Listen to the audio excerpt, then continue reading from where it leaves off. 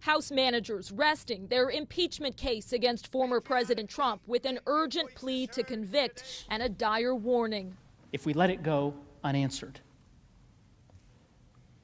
who's to say it won't happen again?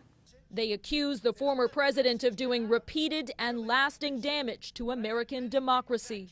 The insurrection was the most violent and dangerous episode so far in Donald Trump's continuing pattern and practice of inciting violence.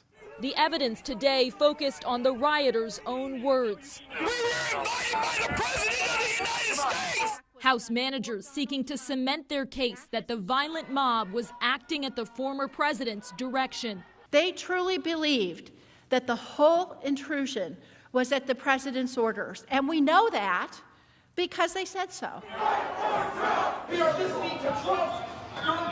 I thought I was following my president. I thought I was following what we were called to do. House prosecutors trying to establish a pattern, calling the spring 2020 storming of the Michigan State Capitol a dress rehearsal for what happened months later in Washington.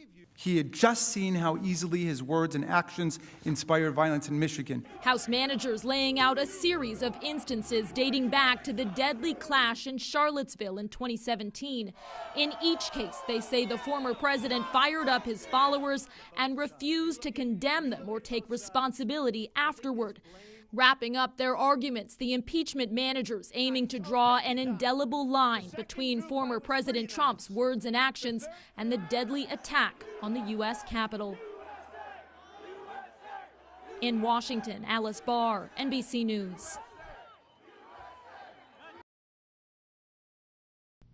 The Trump legal team begins its defense tomorrow with the core argument that the former president was exercising free speech and never explicitly called for violence. In Washington, Alice Barr, NBC News.